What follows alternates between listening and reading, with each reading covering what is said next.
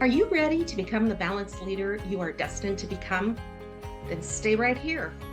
Welcome to today's Balanced Leader, where we empower today's leader to be the best that you can be, both in your professional and personal life. I'm your host, Caroline Byers, and I've explored and believe the intersection of wellness and leadership are key to finding the balance you are craving as a leader. This is the show where we focus on leadership and the importance of maintaining balance in today's fast-paced and constantly changing world. We talk about topics related to leadership, from communication and team building to personal development and finding balance during challenging times.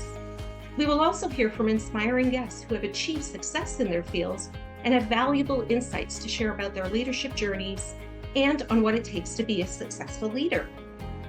But this podcast isn't just about leadership, it's also about wellness too. Taking care of your mind, body, and spirit is essential to becoming a successful leader, and you'll get tips and strategies for living a healthy, balanced life, from managing burnout and improving mental health, to finding ways to reset and reground during a typical day at work so that you can achieve your goals. So whether you're a CEO, an entrepreneur, or just someone looking to improve your leadership skills, this podcast is for you. Are you ready? Well, let's get going. Welcome. In today's episode, get ready to dive into insightful conversations and uplifting moments with our special guest, Melissa Byers. In this episode, Melissa and I are going to dive deep into topics such as the power of intuition, the magic of clearing unconscious patterns, and the journey of self-discovery and self-love. So get ready to explore radical responsibility, the importance of softening and surrendering, and the transformative impact of trusting your intuition. This episode is packed with valuable insights and actionable advice to elevate your life. So get ready, sit back, and enjoy, because Melissa and I are here to share our wisdom, experiences, and secrets to living a fulfilling and empowered life. So get ready to be inspired. And if this episode resonated with you, then make sure to visit my website at carolinebear.com. Under educational resources, you'll find a number of tools that are available free to you to help you on your healing journey. And as always, if you'd like to have a free clarity call with me, just click on the link on my website and book a call. I'd love to have a chance to chat with you. Now, let's get started. Welcome to this edition of today's Balanced Leader. I am so stoked for today's presentation, everyone. I am joined by Melissa Byers. I've got to tell you about her. She is somebody that truly inspires me and who I've been privately stalking, I guess, for a while.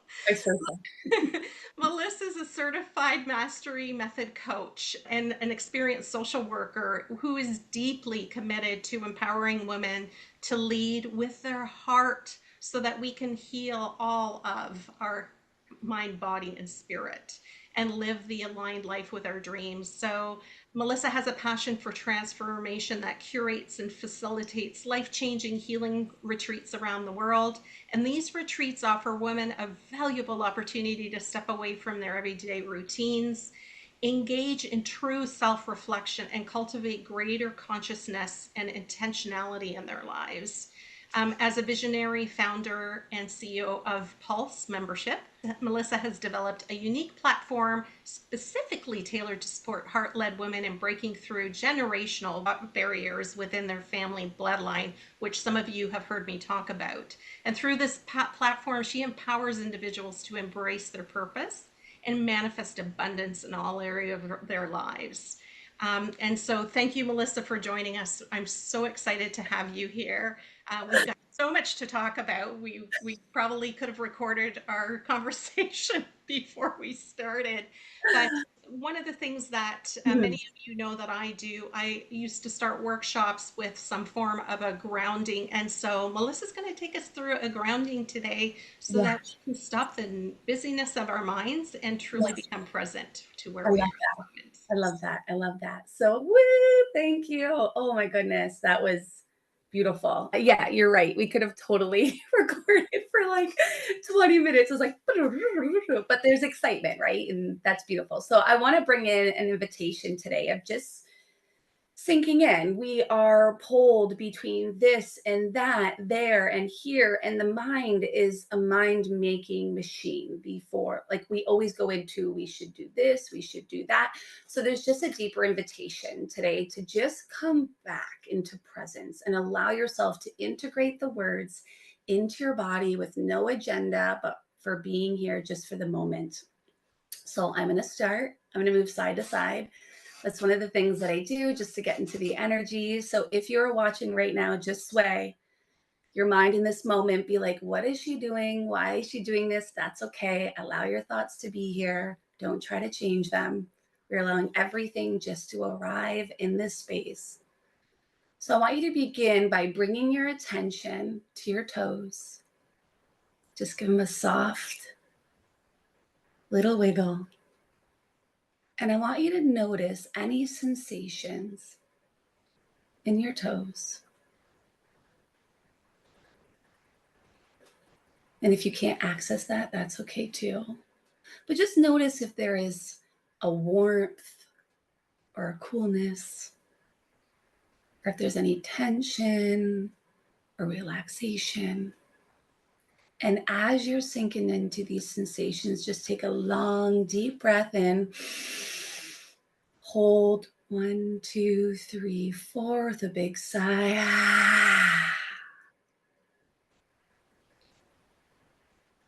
Now gradually shift your focus to the soles of your feet. And I want you to just like look at this as if they're like little children just moving from your toes all the way up to your feet. It's just innocent. It's just here to play. I want you to feel the connection between your feet and the surface beneath you. Notice any points of contrast or any pressure, or if there may be some sort of temperature. And with each breath, allow any tightness or discomfort to soften and to melt away. Now we're slowly going to move your attention all the way up to your ankles and your calves. And if you need to, continue to sway side to side. And on each inhale, imagine breathing in relaxation.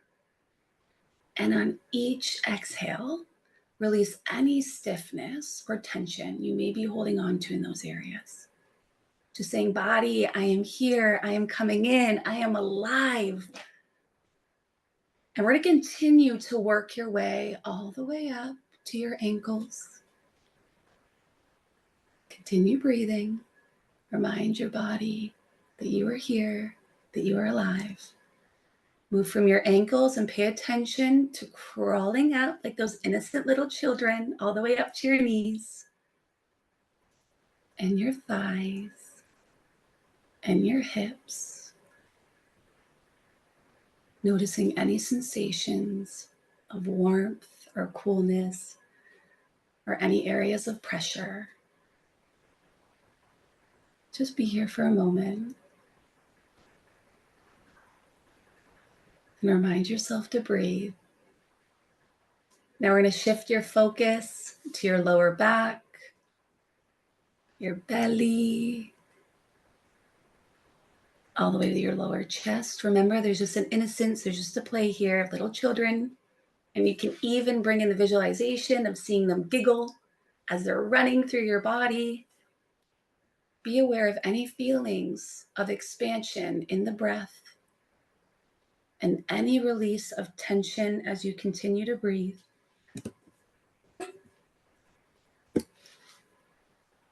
Just be here. Next, move your attention to your upper chest, your upper back, and your shoulders. Let go of any tightness or heaviness that you've been holding on to for so long. And I want you to say in this moment, I love you. You are safe. Continue by bringing your awareness to your hands and your arms and all the way back up to your neck, allowing each area to relax and release any tension. And finally, you're going to focus your attention all the way up to your jaw. Release your jaw, move it around a little bit. All the way to your ears, to your nose, around your eyes, all the way to the top of your head. And as you're moving all the way up, again with the innocence of the children, just playing and giggling, just take a long, deep breath in, hold, and then slowly let out a sigh.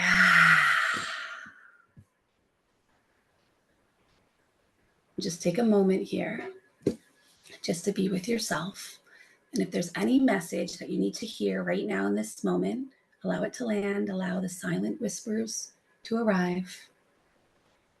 Take it without needing it to mean anything. Just take it and grab it and put it in your back pocket. And when you need to revisit it, know that it's there and you can pull it out at any time. Okay. Open your eyes and arrive back into this space, this time and space. Oh my God, that was beautiful. Thank you. Like, I just want to go veg now.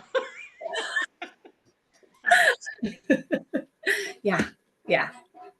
It's, I think it's just a beautiful invitation for us to integrate a lot of the dense energy that we've been holding on to. And for people that are fairly new to, trying to access the deeper wisdom, it can be very challenging, especially for those that are top heavy. So sometimes just being in one space, and even if there is that agenda and there is those judgments, that's okay too. Just sitting in this moment, it can be enough sometimes. Just giving yourself permission to be here for 5 minutes, it's the coffee. For 5 minutes can create this sense of freedom that you didn't even know that you had access to. Yeah. And I love that. It was something that we introduced, and I shared with you. I worked in the HR space that I introduced, and actually my leader introduced into larger meetings where we would start every meeting with some form of breath work or moment to pause, because we don't stop, right? And I always found when you take that time to do that, you not only center yourself and reset your entire nervous system, but your creativity just amplifies, because now you're at a calm and you're able to approach situations with intelligence and calmness and empathy and compassion and solve for things a lot quicker. So love that. Thank and you. I love the way that you said that too, because sometimes we're living out of our protectors. Right. And it's very challenging for us to access the vulnerability. Right. And the protectors are just innocent, but when we live out of them, what we're saying is it's very challenging for us to be with the softer side of ourselves. Absolutely. So I love the fact that there's this awakening and there's this surrender and giving ourselves permission to be like, it's okay to soften. It's okay to be here for this moment. And if you were a little child that wasn't given permission and you weren't seen or heard, sometimes just sitting there with other people in an integrated experience allows us to access that. And it's really beautiful to witness when women start to open up their heart and their mind. Love that. Thank you. Yes. We could go on talking the entire podcast just about that. Yeah. I want to get into the nuts and bolts. So thank you for that. But Melissa, I'm so intrigued by your story and your journey, and we talked a little bit about that pre the call. And I would love to have you kick it off by sharing with the listeners. You were a social worker. You're now a mastery method coach. Maybe share a little bit about your journey, what you discovered, you've learned, and maybe even perhaps some of the challenges and wins that you've had. I love that. I'm always like, where do I start? That's always my first question. It has been a roller coaster, and I know so many people can relate on so many levels. I would say my healing journey, if I was to, put it to that I'm done moment, and I know a lot of us can relate to that I'm done moment, or to where I had breakthrough, it was probably about, I was 27 years old. And there was a moment where I was in a very dark place, and there was a lot of pain that I was living out of. And because of that, there was a lot of patterns that came with that was extremely destructive, especially when it came to my family dynamics. It came to my mother and my father, and I had a lot of anger and all the other emotions that come with that. But I was 27 years old, and my done moment when I was in a relationship that was extremely destructive. And I remember sitting in front of the fire thinking, I can't do this anymore. And I had a child at that time. He was about, if I go back, he was about 4 years old. I remember sitting in front of that fire being like, I'm done. Like, this is my done moment. Like, I can't do this anymore. Like, I'm feeling controlled. I'm feeling manipulated. I'm living in these, dense emotions. Like, there's so much pain, and I've had enough. So from there, I'm trying to think where to start. It's so much. So from there, I ended up leaving that relationship, and I decided to go to college. I had nothing. I had absolutely nothing at that point in time. I said, let's just go. Let's sign up for college. I'm not sure what's going to happen. I ended up having to take a test to make sure that I could get in. It was probably like 10 years now that I haven't been in school. I was the type of woman that just went right to high school, was in a destructive relationship, lived out of that for many years. And then I just left him and decided, let's go to college. So I literally had nothing. I had nothing to lose at that point in time. I decided enough is enough. And I remember going to college and learning about the cycles of abuse, learning about the stages of change, which is like pre-contemplation, contemplation, preparation, action, and maintenance. And I had noticed that I was in the contemplation stage where I wanted change, but I didn't know if I was actually ready for change. And I know so many people can relate to that. Right. And it's such a beautiful path. But I would say it was, from social work, and I ended up leaving social work because I thought, there is so much that I want to do on a macro level that I can't necessarily do on a micro level, because there was rules and there was regulations and there was things that I necessarily couldn't do from that space. And I ended up finding a beautiful woman called Alyssa Nobriga. She's changed my life forever. And I ended up learning about coaching. And that's really brought me to this space, is like, I have been supporting women on this journey in healing, and has been such a beautiful thing to witness. So, Melissa, in our journey, both our journeys, Yeah. we talked a lot about, and I shared with you my story a little bit about how I didn't want for anything as a child, but Mhm. definitely later on in life knew that the way we raise definitely defines who we are and what our behaviors are, plus our fears. And I know fears is something huge that you work Yes. with clients Yeah. on. And Mhm. so would love to hear a little bit, because fears come in all forms. And I Yeah. know I said to you, there's the fear of failure, but there's also the fear of success. And would love to hear a little bit, if you can, just around fears and kind of your experience with fears that you've dealt with, but also maybe what people can do when they're in it, some Yeah. sort of trauma or fear, to take that next step forward.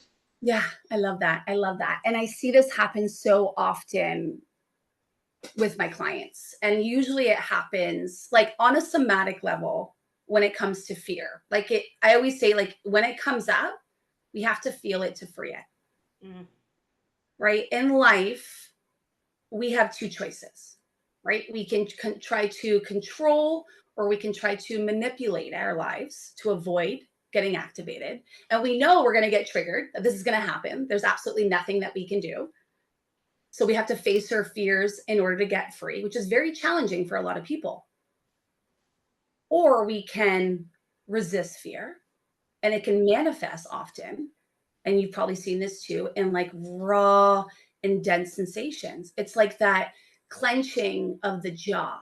that people either lean into when it comes to the pattern of like indulging or acting out or getting attached to a specific outcome. And then what we're doing continuously, instead of being with the fear, again, is we're pushing it, we're trying to suppress it. And this fear is just innocently trying to protect us, Yes. right? It's when we don't know how to work with it, is when it takes us away from our goals and our dreams and the things that really light us up. And I love that you said that, because that is something over the course of me learning coaching that I've come to experience as well. Is so a lot of fears, and I think all of us at some point in our life have done it, where we do try to compress it, right? And I often refer to it as Pandora's box. You can only put so much fear in there before it's going to open up and be a holy shit show, right? So dealing with it, giving it love, Yeah, understanding, to your point, it is there to protect us. And yeah, yeah, that, and understanding that sometimes that fear is because it's the unknown, it's yeah. different, and we're so used to holding the status quo, or not upsetting the apple cart, or not Mm, breaking matriarchal or societal norms, that we have this fear. Yet when that fear comes up, a lot of times you really want to lean into it, because that's where yeah. some of the most beautiful things in life can come from. Yeah. And I so hear that on such a big level too, right? Like you said, the fear, like if we aren't willing to face that fear and we want to hide to protect ourselves and we don't allow ourselves to understand what's underneath it in order to get free, life becomes small and Right. it's harder to change. And I often say too, and I've said this over and over and over again, is like past pain, we believe past pain equals future fear. So some things that we do is we avoid it because we believe, just the thought alone, we believe that if we feel that pain, which is the thought, it's as if we can't get out of it. Right. And I often say that fear isn't bad, right? The mind is going to be like, fear is so bad because it's scared, and that's okay. It's done a great job protecting you for all of these years. So let's just celebrate that. I think there's so much beauty and gifts when we flip things on the head and we're like, wow, thank you, fear. You have protected me for so many years. It's just when we mentally get involved in these disturbing energies that we get stuck in the body Right. instead of allowing it to flow through. And I love how you talked about that, right? When it comes to love, there's something that I do a lot with my clients. It's called the love and fear dialogue. So what I do is I end up getting them on a chair. There's two different chairs. And I actually did this in one of my retreats as well. It was such a beautiful process to witness someone, because underneath fear is always this deeper desire. It's like, I just want to feel accepted. I want to belong. I want to feel seen, because when they were a child, those are the things that didn't have access to. So with the love and fear dialogue, something that I do is I allow them to go back and forth. So there's two chairs. One is fear. Fear talks to love.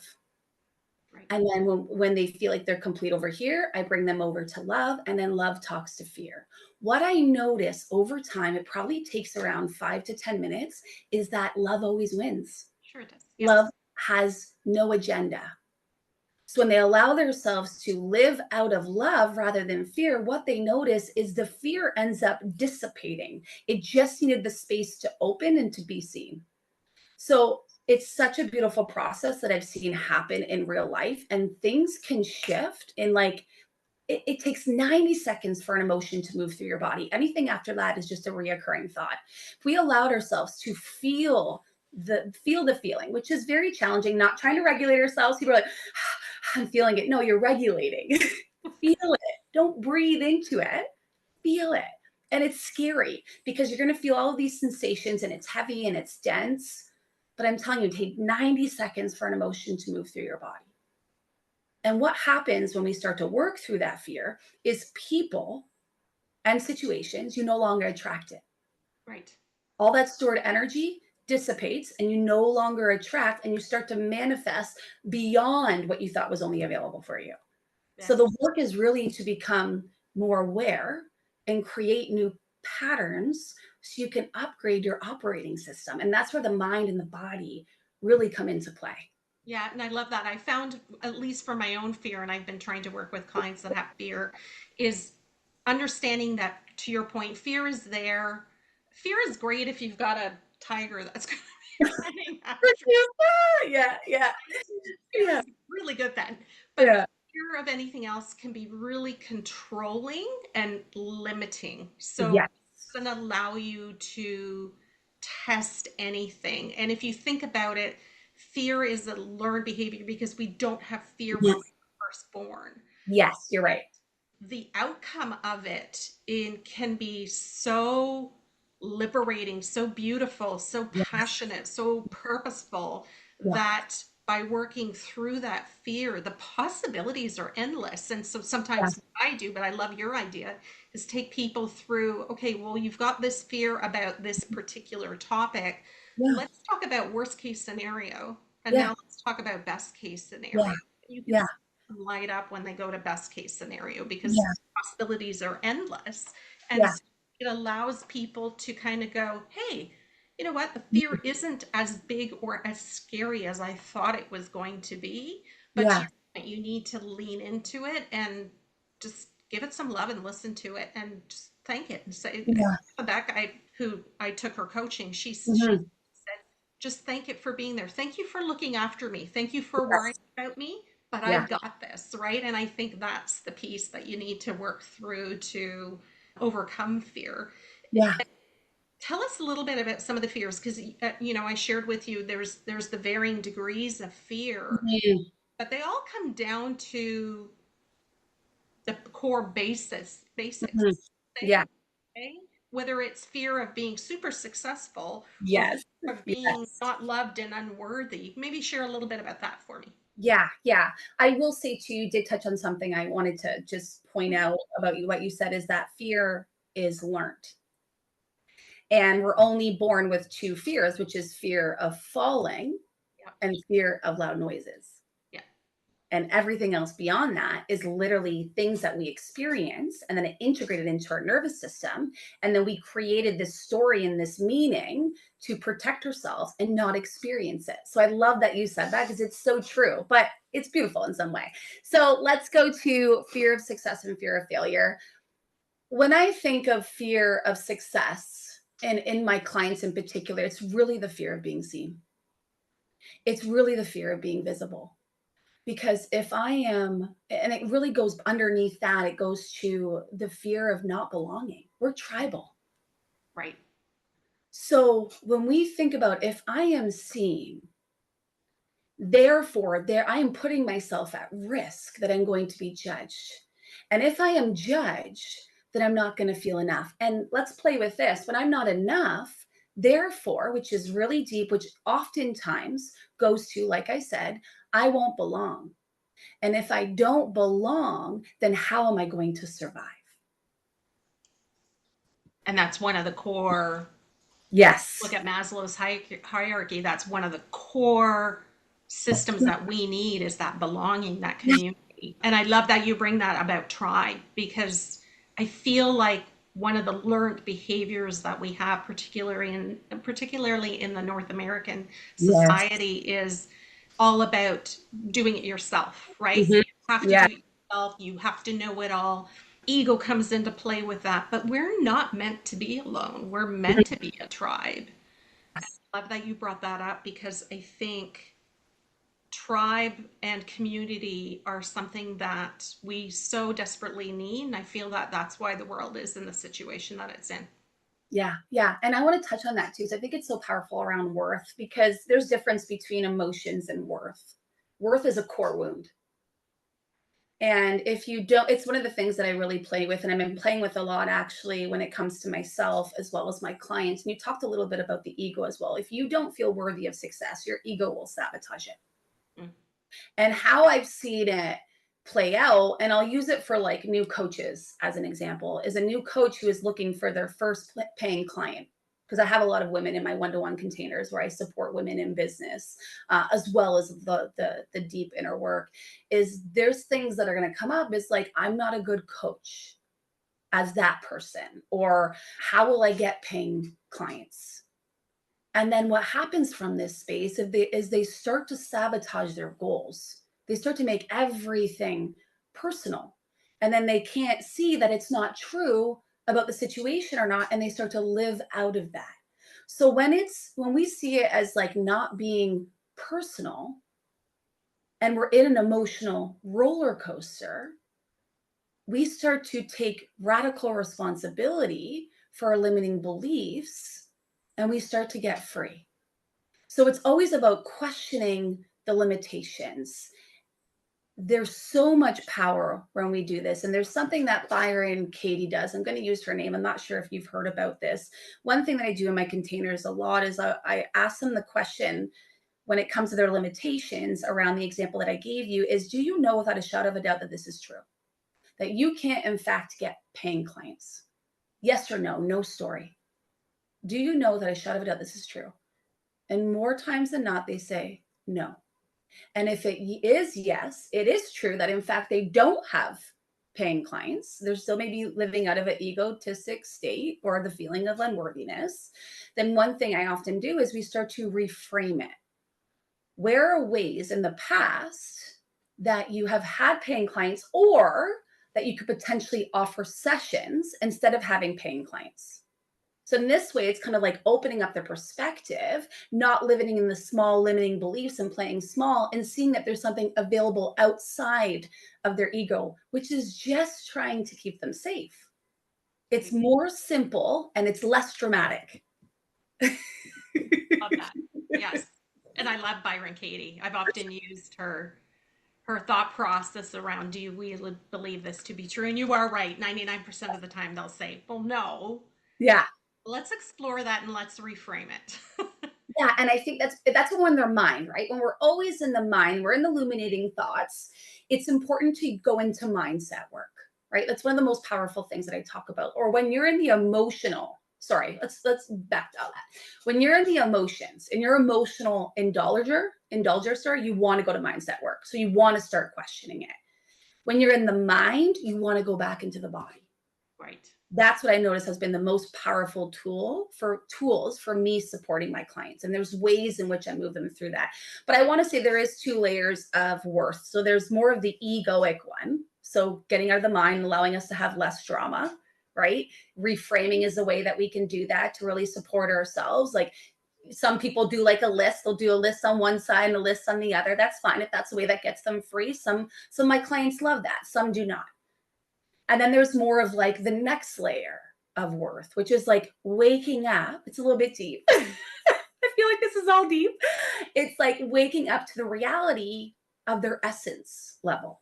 Love that. Yeah. And that's where the work is to realize that you are beyond worthy. You're inherently worthy.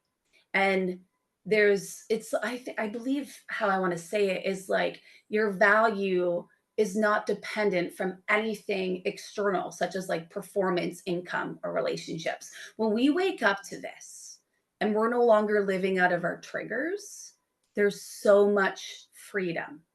It's kind of like essence is embracing ego. Yeah. Yeah, I love that. And I'm just contemplating because I go back to my corporate days and think about how much people relied on feedback in their performance to really show them their worthiness. And Yes. that's definitely not where worthiness should come from. Yeah. And I think too, it's powerful that you said that because this is a core wound of mine when it comes to performance, is my worth equals my work. Right. And when you start to attach the two, it can become extremely destructive. Like perfectionism, we used to talk about this, like people pleasing, like all of the innocent things that we live out of, going back to it's just a protector. So when we start to realize we're in the second layer of worthiness, right? One of the ego, one of the essence, and then embracing one another, there's so much freedom. And it's not easy. It's really about us mastering the inner work. Sometimes I'm like, oh, like I do the work every single day. Like I'm kind of jealous that people are asleep. You know what I mean? Like I'm just like, it's free, but it's like I'm I'm doing this work every day. This is hard. Like, this is hard, right? And sometimes I'm jealous of that. I'm like, you can just walk around asleep. It's not bad. It's not wrong. But it just goes to show like how challenging this work really is. But yet, in the same breath, how rewarding it is. And I would rather live on the spectrum of being awake than being asleep. Yes. Love that. Yes. Yeah. Yes. And that's why I've fallen back in love with Simon Sinek's Start With Why. Mm. And because I think it helps us remember what our purpose is, what our passion is, and that everything we do should fall under that and not worry about, because I feel like when you truly know what your passion and your true purpose is, you are able to take those other steps, where when you're not sure, you haven't spent the time figuring it out, Mhm. that's where I think you rely more externally on the pats on the back, the people guiding you, telling you what they think you should do, Mhm. because you haven't figured it out yourself. Yeah, Um, absolutely. yeah. And I think too, and I love this conversation that we're going there because it's not wrong. It's not wrong to want to be pat on the back. Right. It's not wrong to want to win. It's not wrong to want to be rewarded. I think if it comes from a space of chasing or desperation or not feeling good enough, what's going to happen when you arrive is that you're going to be looking for that euphoria. Yes. And when that euphoria doesn't happen in that moment, what you're going to do oftentimes is you're going to continue chasing. Yes. And that often leads to burnout and a lot of self-destruction along the way. I know I've been through that. Burnout has happened to me many times. And that's because I wasn't allowing myself to access my truth. I wasn't staying quiet. I disconnected myself from my relationships. I was really attached to the outcome of my results when it came to building the beginning of my coaching business, right? And I get it. It's like your baby, but it's a separate entity. It's like your children. Your children is a separate entity. It's not, if they aren't who you are. But sometimes it's challenging to separate the two.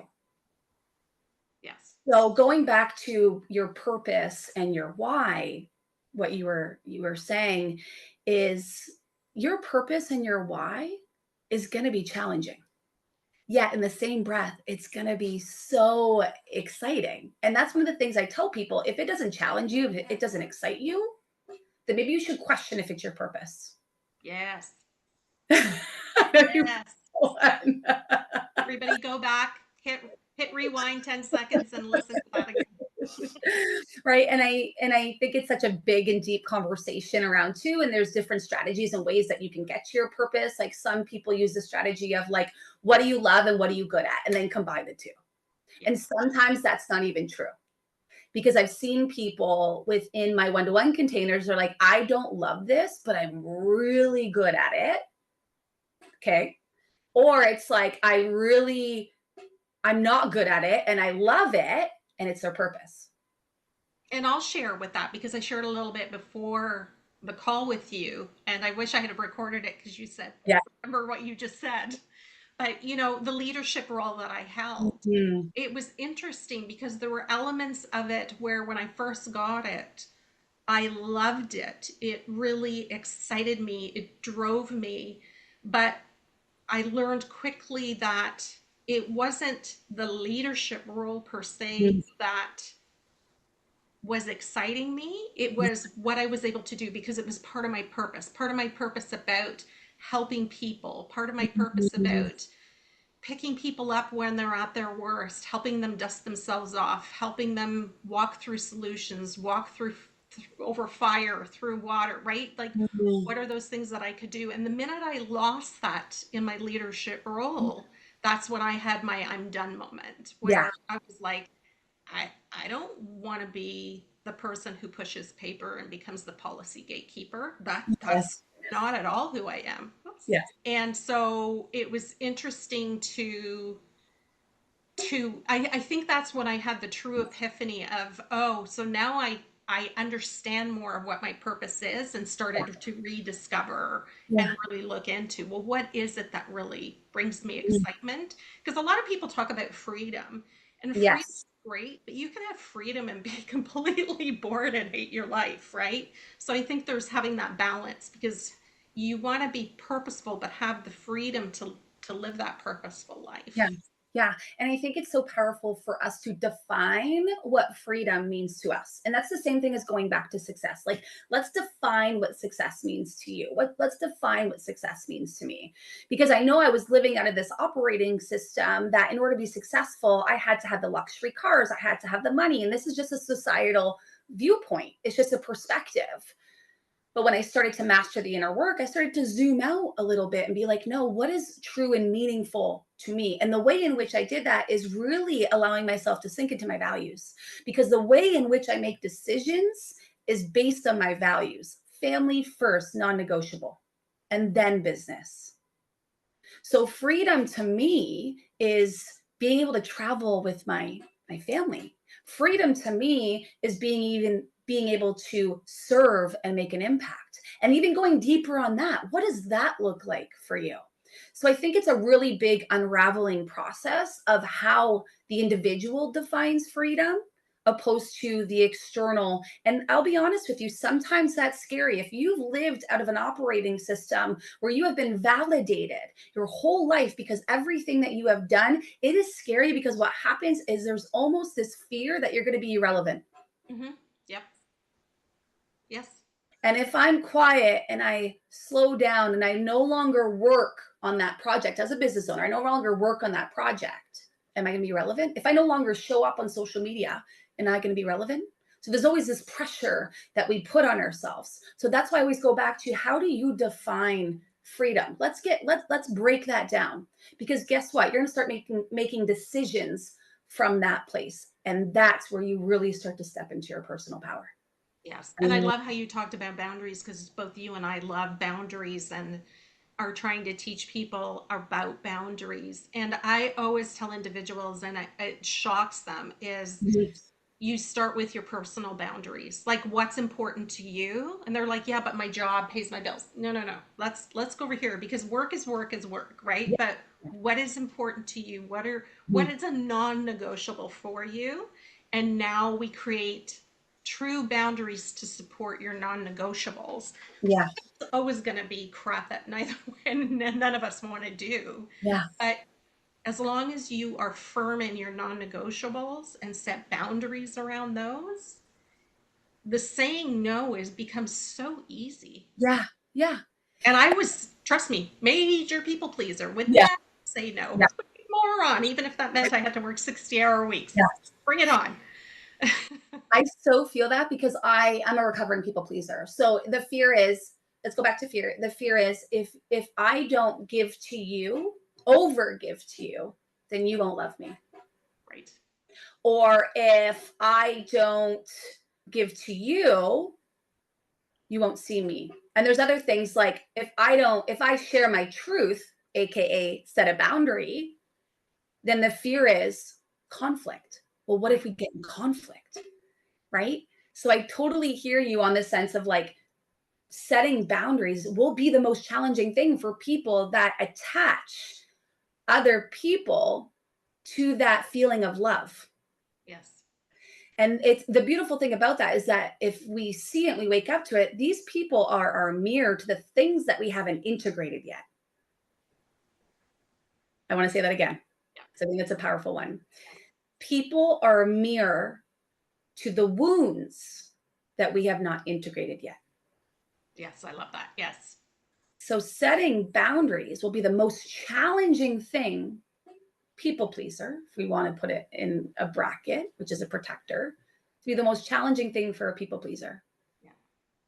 And I always say, and I had a client that was actually struggling with this. And like, I mean, like months upon months, there was conflict. Sorry, not conflict. It was her and another partner.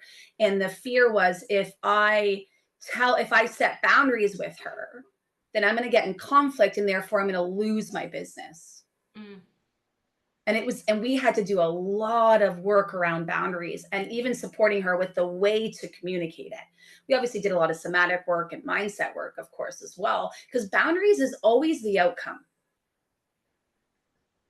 Boundaries is always the outcome. It's not the beginning. The beginning is working through all the junk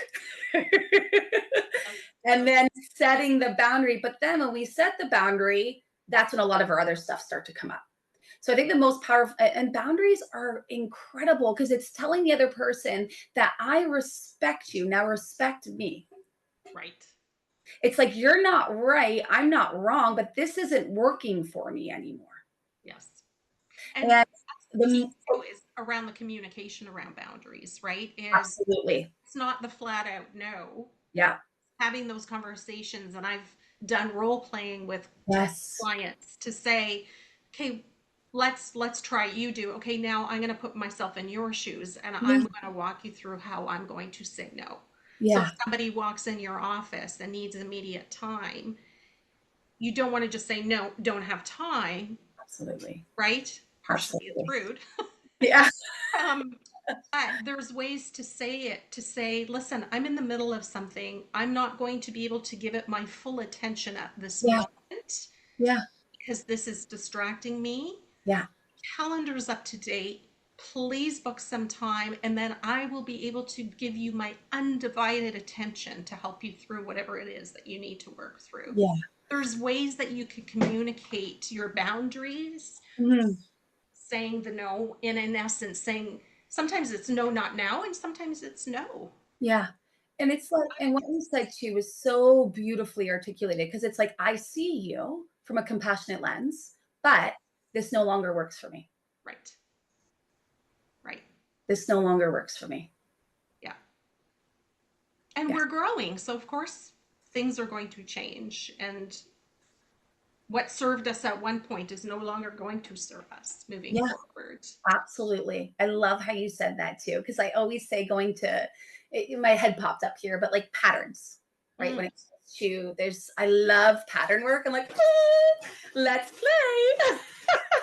Talk about patterns. I love it because when someone comes to me around procrastination, which is a very common one of the things that I say to them is, how is this serving you? And they're like, what? What do you mean? This isn't serving me. What are you talking about? I'm like, no, you're doing it because it's serving you. So how is it serving you? And they look at me like with two eyes. They're like, who is this woman? I'm out. It's like a whole thing. And then I ask them, what's the deeper desire underneath the procrastination? Oh, that's a good question. And one of the very common things that I see in entrepreneurs is they're like, I just want to relax. Yeah. I'm tired and I just want to relax. Like, I'm tired. So what we do from there is obviously upgrading the operating system, but also integrating time for them to relax. So where can we put on your schedule that there's a day for you to relax? And I think when people start to wake up to every single pattern, people pleasing gives us something. It gives us love. Perfectionism is we get some sort of reward process. We feel worthy when we accomplish an assignment. Procrastination, same thing, that when we procrastinate, we get to relax. Every single pattern that we have, whether it is healthy or it is destructive, serves us in some way. So the goal is always not to live in the destructive patterns, but to find strategies that support your life and your goals to support you in creating more patterns that align with where you want to go, which is very challenging. One thing I do around patterns is creating habits, very healthy habits. It's called pattern stacking. So what I do with my clients, and I actually did a training on this months ago, it was absolutely incredible, is the most challenging thing we're going to do is change our patterns. Yeah. So habit stacking is something that a pattern that is already effective. So let's just say every single morning that you drink your coffee. I drink my coffee. I got coffee right here too. Whatever it is you do in the morning, maybe it's you go to the gym, maybe it's you have a coffee, maybe you go for a walk, whatever it is. Have a pattern that works and then bring in a new pattern that you've never done, that you've never integrated before. This way, it almost becomes natural for you. So, for instance, let's just say that your goal is to read 10 pages a day. You're like, I want to read, but I just can't do it. Like, I just wake up, I'm like, yeah, I'm not doing that. Like, you really want to do it. Like, there's a dire need, but you're like, yeah, I'm not doing that. And then 10 days go by, and you're like, yeah, I could have read hundreds of pages by then, right? So, what you would do is same thing with the gym. I can give you an example of that. But what you do is you have your coffee in the morning and you bring in a book, but just read 10 pages. You want to make sure that it's a very small goal that you can implement when you're drinking your coffee. So when your coffee's done, maybe you drink it in like 10 minutes, maybe you can stop reading. So it's called habit stacking. So this is a way that you can really start to upgrade your operating system when it comes to new patterns. Same thing goes with the gym. You could do the same thing, right? I know so many women find this so challenging. I've had women in my community, they're like, I see you going to the gym and it inspires me. And like, but inspiring you will not make you move. That's just not how it works. Motivation, inspiration is a result. I go to the gym, the result is I have energy. I read a book that I wanted to read, but find it challenging to read. The motivation, the result is, wow, I received so much value. That inspired me. That motivated me. Now I'm going to take action. It's always a result. People think that they're going to get if we live out of motivation, we ain't going to achieve absolutely anything. Right. We just ain't. So I always say to them is like, if your goal is to go to the gym, then what is it that you do in the morning? Like, what's that specific thing that you do? Oh, I get my shoes on every morning. Okay, because maybe they have time. I have an example of someone I'm thinking of. They have about an hour time in the morning. Okay, so one thing I could do is like, okay, so lay out all of your stuff the night before. And then this way you just get up, you put your shoes on, and you go to the gym. Like there's different ways that you can incorporate this where you can literally simplify it over time. I love that. Habit stacking, I would say, is the most powerful thing when it comes to interrupting patterns. Second way to interrupt patterns, and I do a pattern journal, it's a very powerful process, is when there's a pattern that happened. I could give an example of give me an example of a pattern that you have. Maybe I could do this with you. A pattern that I've overcome is I've dedicated that every morning before I even get out of bed, I do meditation. So I used to say that I was going to do it while I was making breakfast, didn't do it. So I decided that as soon as I wake up in the morning, the first thing I do is meditation before my feet even hit the ground. Okay. Okay. So one thing, I love that. So one thing that really allows us to continue to integrate this pattern, because sometimes life happens and we fall off. So one thing that really supports us that I do with the women that I support in the membership as well as one-to-one is we celebrate the patterns. Celebrating the patterns means that you start to have dominion over them and you have power over them because you're building the evidence train. Most people don't know that you're building evidence in the mind that in fact it is true. So instead of going back to a place of safety, your mind will be like, no, I recognize this. This is familiar. Therefore it works. So one of the things I always do in my community is like, let's celebrate ourselves. But people don't understand the science behind celebration, right? When you understand the science behind celebration and how it interrupts patterns, that's when you start to get free and still live out of that. It's such a beautiful thing that I've witnessed. But when you have power over your patterns, I'm just excited. I love that. And I love celebration. I think there's always something you can celebrate, but I think when you overcome something that's been a challenge, celebrating, and I've actually done things like if it's big, like for me, meditation was big. Yeah. Because it helped me with my health issues. Mm-hmm. So I have a plant in my office. I went out and celebrated by buying myself a plant. And now every time I look at that plant, guess what I think of? Yeah. The celebration of what I've overcome to say that it is possible. Yeah. Yeah. So there's beautiful reminders. And I always see this time when they're like, I don't want to celebrate it because they've always been told if you celebrate, then you think you're better than. Right. Or if you celebrate, you'll be judged. Right. So when you have a community, a small community where you trust one another and you see one another, there's so much beauty in celebrating and building. I call it the evidence train, and building the evidence train. It's powerful to see women when they start to Yes. realize this and wake up to this. I Yeah. love it. Yeah. And that's part of the community that, we were briefly talking on. And I want to get to your retreats as well. Is I have found that the one thing missing in my life was truly a community of women to support each Mm. other. And it really hit me, I think, through my divorce, Mhm. because there was this void, if you will. And yes, I have friends, but it was different, right? It was, you have friends, but it wasn't truly a community that got together and not only just celebrated you, but also helped you through your trials and tribulations, Mm. that encouraged you, that was that cheerleader for you, that sometimes just listened. And Yeah. so that has been something that's really been driving me lately, is Mhm. community. And when I think back to older times, community was huge. It's Yeah. how tribes survived. If somebody was ill, if somebody's house burnt down, I mean, you needed that Mhm. community. And I Mhm. feel like, particularly in North America, but we've Yeah. lost that sense of community. And so Yeah. it is going to be so crucial. And I think women are so longing for it. They don't Yeah. even, some of them don't even know it. Yeah. Yeah. So feel you on this. So how I see this is there's three different levels. So there's public, private, and secret. Most of us are living, because we're on social media, many of us are wearing masks so that we show people our highlight reel. We're living in a public figure, which means that we're missing the secret.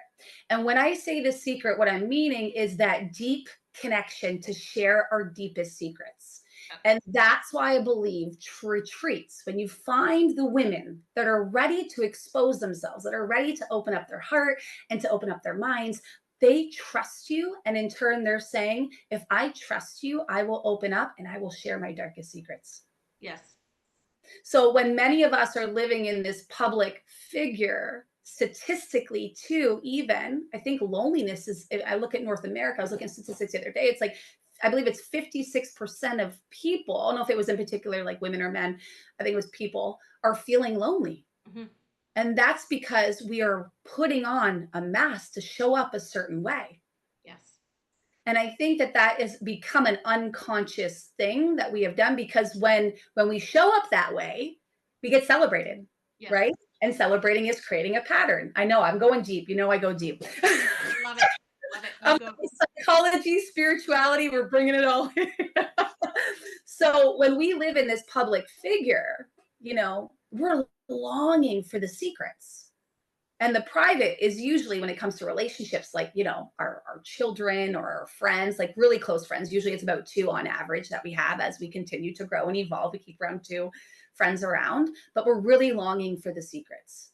And that's why, that is one of the biggest reasons why I started or desire to really bring my medicine into these retreats, to give women the space to access everything that was underneath the protectors, to just bring down their shoulders and to let go of the jaw and the tongue, and just to feel, just to be. And sometimes you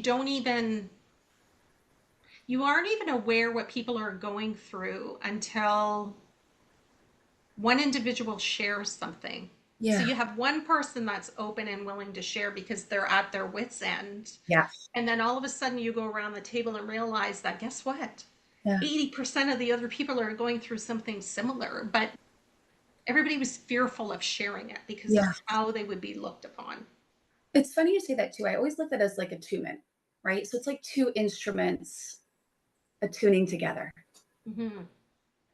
And that's the deep part of it. But I see that happen often in my community. It's like one woman in particular is that I'm done moment. I call it the I'm done moment. Mm-hmm. And they share. They don't care who's going to judge them, what people are going to say. They literally feel like their whole world is crashing. They feel like they can't breathe.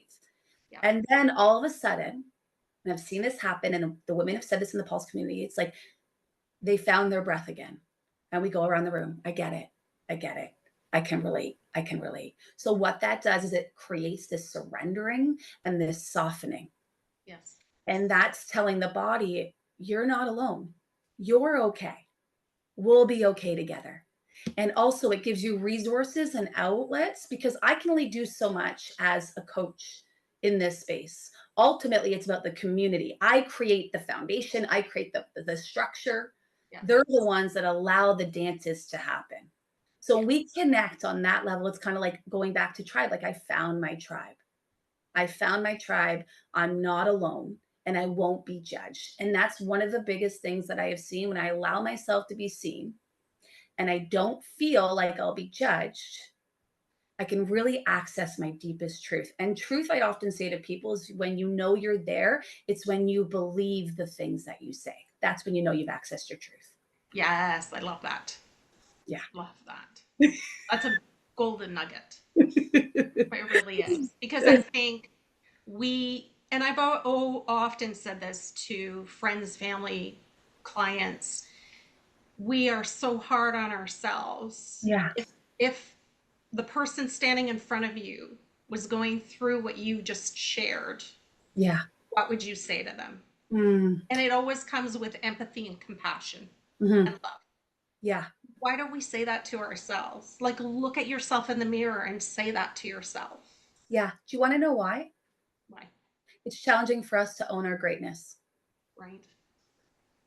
It's challenging for us to own our greatness. So something that we do is, it's called a positive projection. So we project that onto other people. How come they have this? How come they have that? I can't do that. I will never be like that. I'm not worthy enough. I'm not pretty enough. I. Right.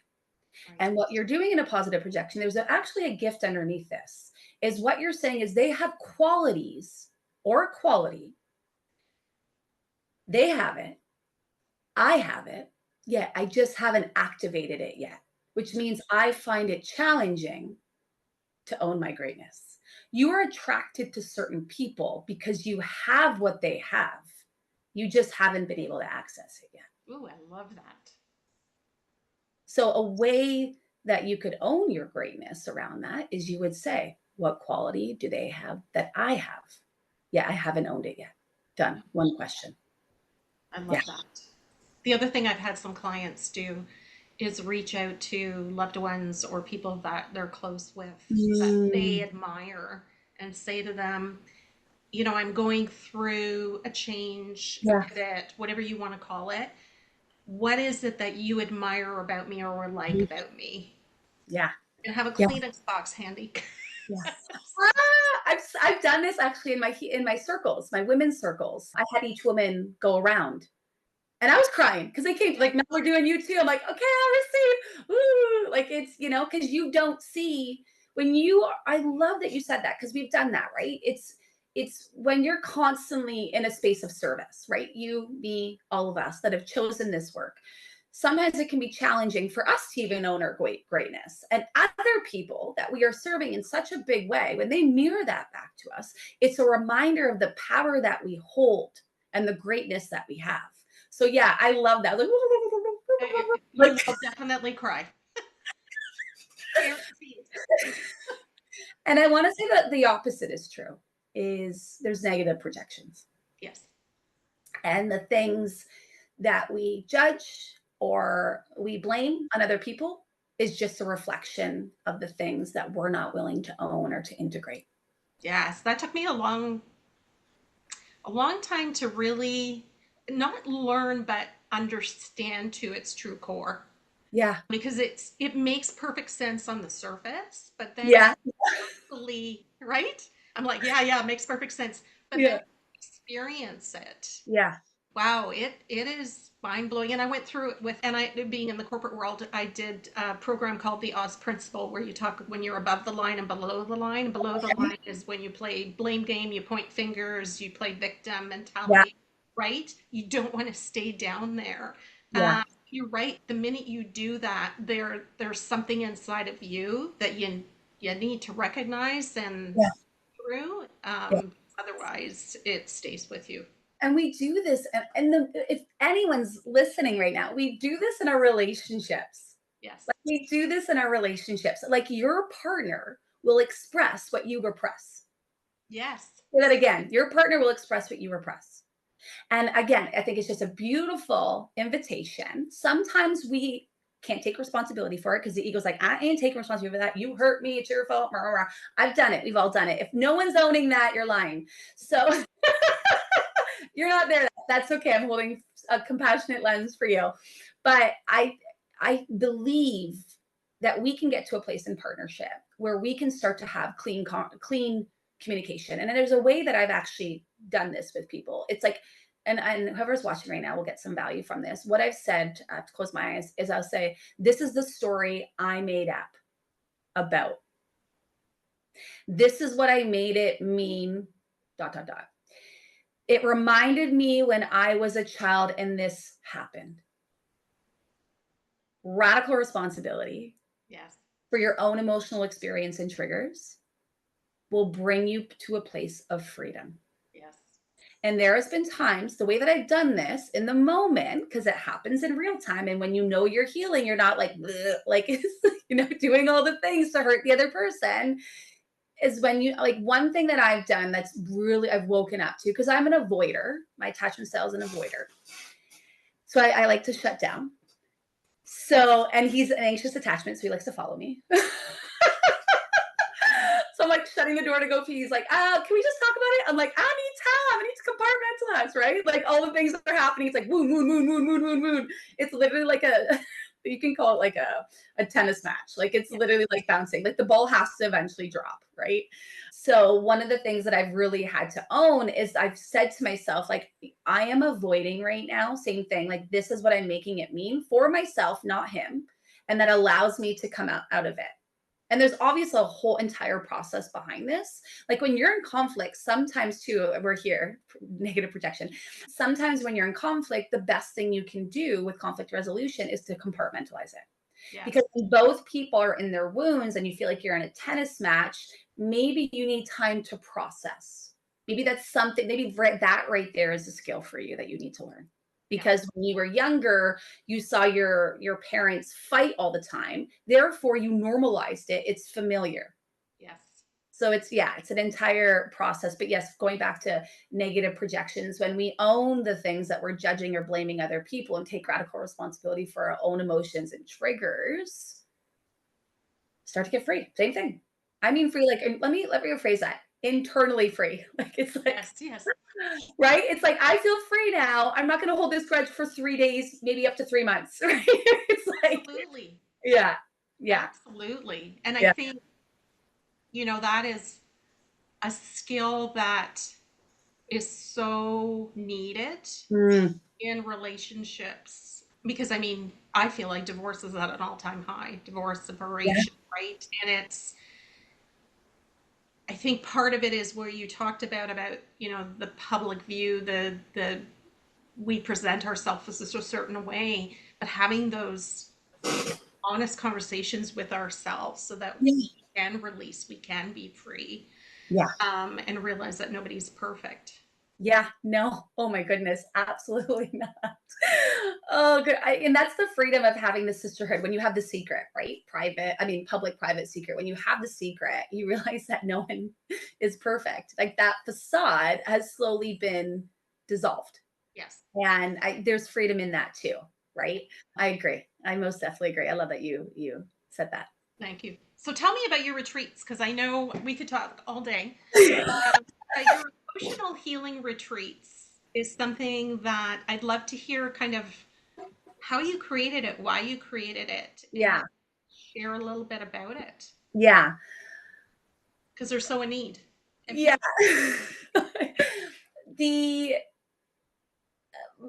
I want to say it in a way of like my first retreat, there was no intention to create retreats. Be very honest. It fell into my lap. There was, it's not like, oh, I thought about it. I would love to paint a beautiful picture of how this happened, but that's just not how it happened. Like, just saying.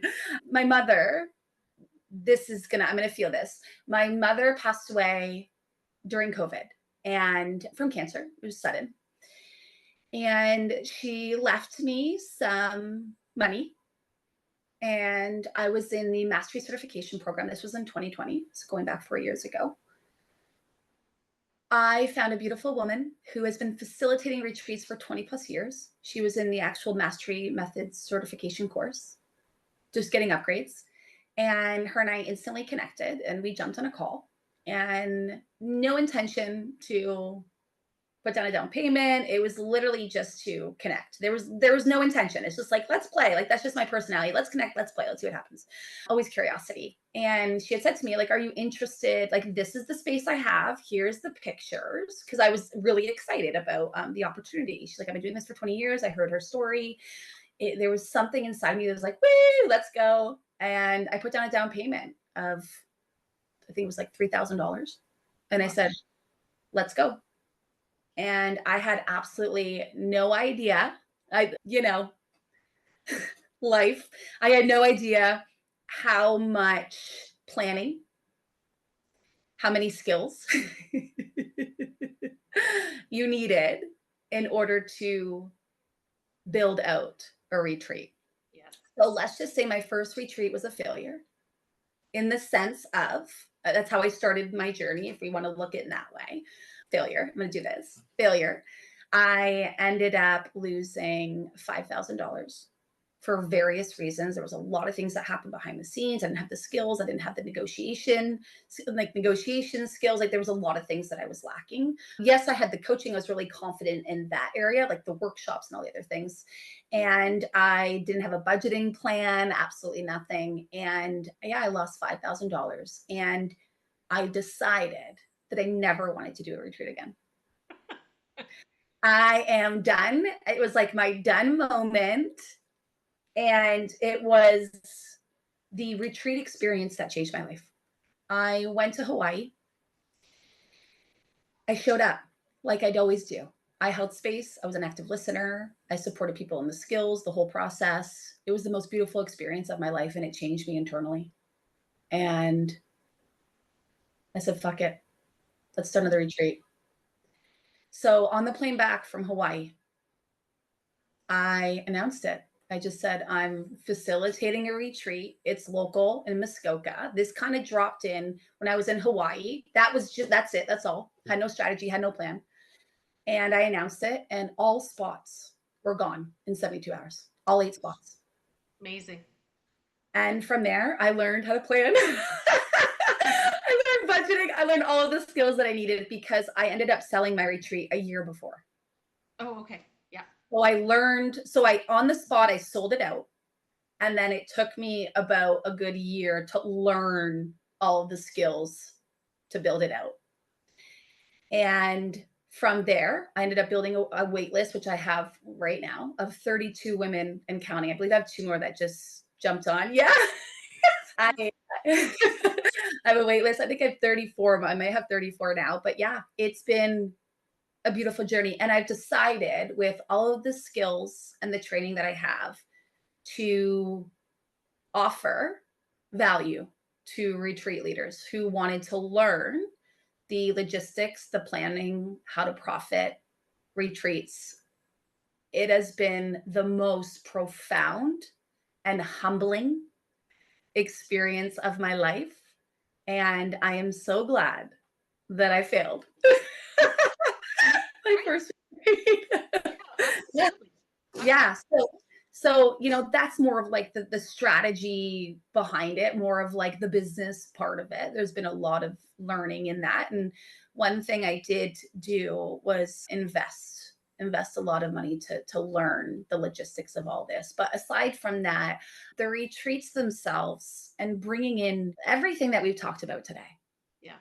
Everything that we've talked about today, the connection, the synergy, the joy, the happiness, the freedom, the self-expression. I know it sounds woo-woo, and I am someone who thinks logistically. That is how I have been, like, that is my patterning. I have the tendency to be an overachiever. I'm always top heavy. So saying this out loud can seem very woo-woo for a lot of people. But when you get into those spaces, and I have a lot of overachievers, I attract them into these spaces, and you let down the guards again and the protectors, so much magic unfolds. I can't even tell you. I had a woman, because they did like role playing and they couldn't talk. I had a woman on the ground bawling her eyes out. Oh my.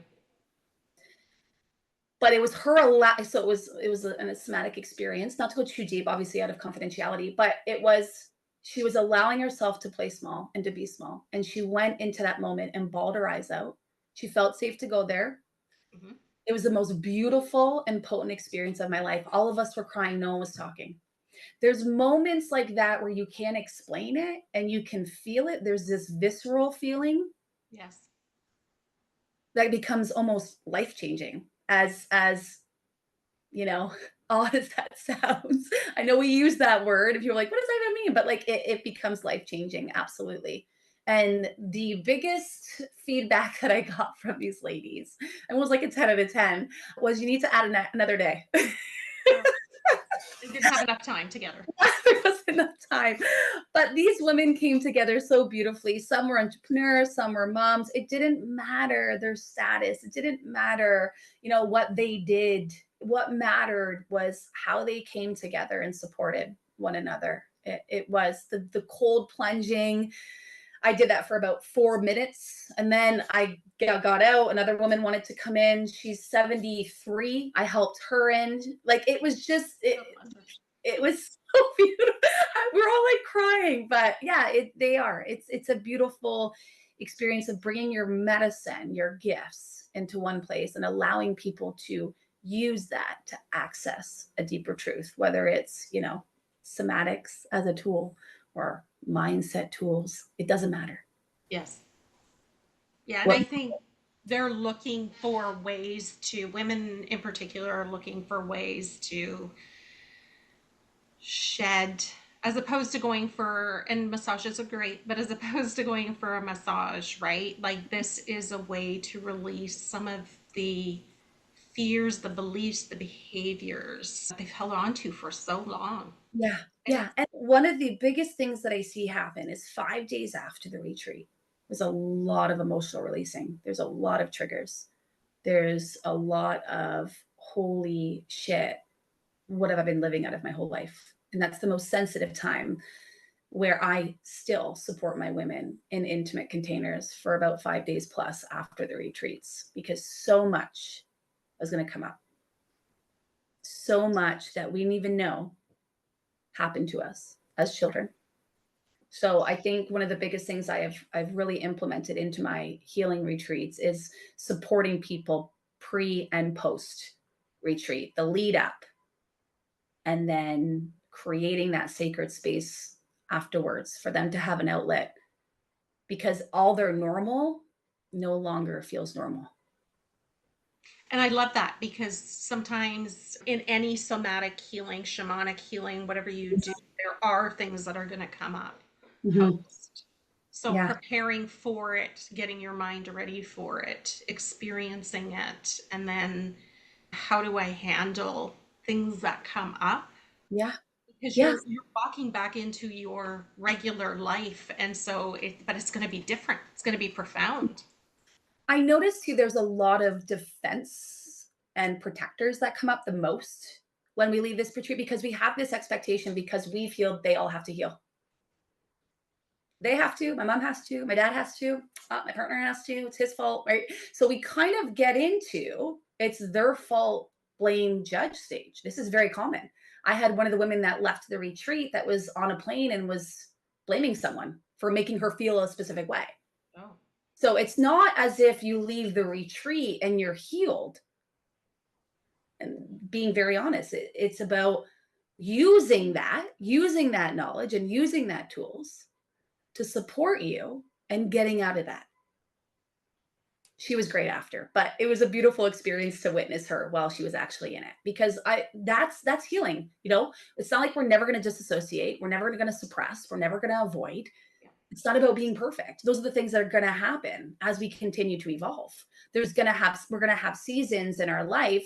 The goal always, and I want to be really clear with this, the goal isn't to always be healing, because that can also be a pattern on its own where we're Yes. always trying to fix ourselves. The goal is, I always look at it as like a reservoir, right? Is that when we go down to the reservoir, we have seasons of life that feel very challenging, that feel very difficult, that we no longer get stuck there, that we have the tools and the support system and the villages in order to climb out faster. That's what I always tell my ladies. It's about not staying there for a long period of time, being there, but not for a long period of time. Love that. Love, love, love that. Because you're right. Being on a healing journey your entire life, man, that in itself needs healing. Bye. we sit at retreats all the time. We go out the door, bye. Just had to say it. But no, I absolutely agree with you, because I think that could be a perpetuated cycle as well. Is I need to be fixed. I'm not good enough. That means we're actually not doing the healing work. We pretend we're doing the healing work, or maybe we just aren't in the right containers to support us. Or So not ready to heal. or not ready to heal too, which is the stage of change, right? Pre-contemplation. Yeah, I've been there where, when you're dealing with one situation Mhm. or you're in the middle of something, you may not be ready to heal something Yeah. else, Yeah. right? You may need to work through some things before you can even heal there, but your intuition will tell you when it's time. Absolutely. And one thing I will say, how I always do like the root, right? If you get to the root, and I always say the patterns, most definitely, the unconscious patterns of the root.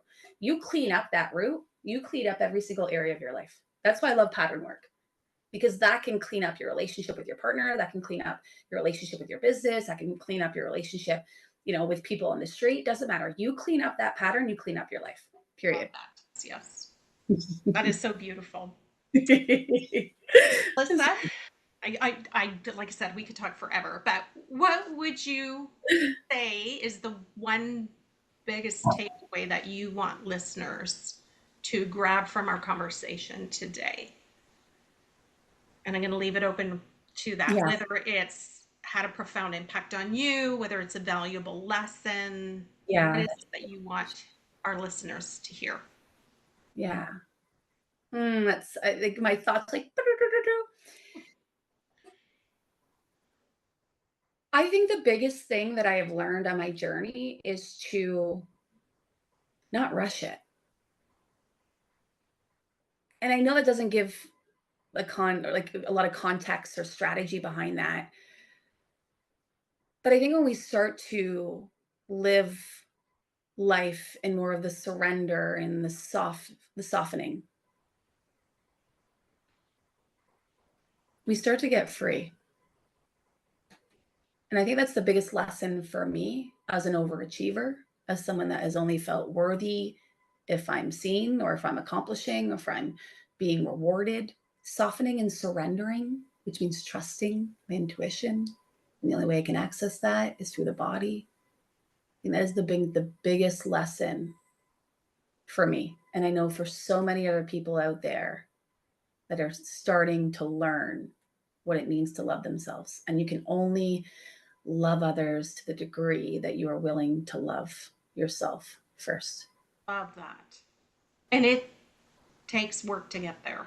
Somebody I- who didn't have self-love. Yeah. Took me a while to get there, but I love that. Yeah. Great advice. Yeah. I want to say one more thing that just dripped. Radical responsibility. That is before awareness. Radical responsibility. You may need the awareness. There's different stages of awareness. I'd say radical responsibility, 100%. And most challenging thing that you will ever do is say, I did this. This is where I am because of my choices. And now I have to take responsibility for them. Yeah, I think it's easier to point fingers. When I go back to the old saying that my boss used to have, every time you point your finger at somebody, there's three pointing back at you. Yeah. Right? I still remember that. Don't point at me. Yeah. Yeah. Darn. Yeah. I get that. Yeah. Oh, thank you so much. Like I said, we could talk forever. It has been a true blessing to have you join me today, and I want to thank you so much. Oh, it was an honor. Thank you for having me. That's all for this episode of today's Balanced Leader. I hope you've enjoyed the discussion on wellness and leadership, and that you took away some valuable insights and strategies to help you become a better leader in your own life. Please leave a rating and review. I'd love to hear from you. And if you enjoyed this episode, be sure to subscribe so that you don't miss the next one, as we continue our exploration of what it means to live life as today's leader. In the meantime, take care of yourself and remember that true leadership starts with taking care of your own well-being. One deep breath in and one deep breath out. Keep striving for excellence and inspiring others to do the same. And finally, thank you for listening, and I'll see you next time on today's Balanced Leader.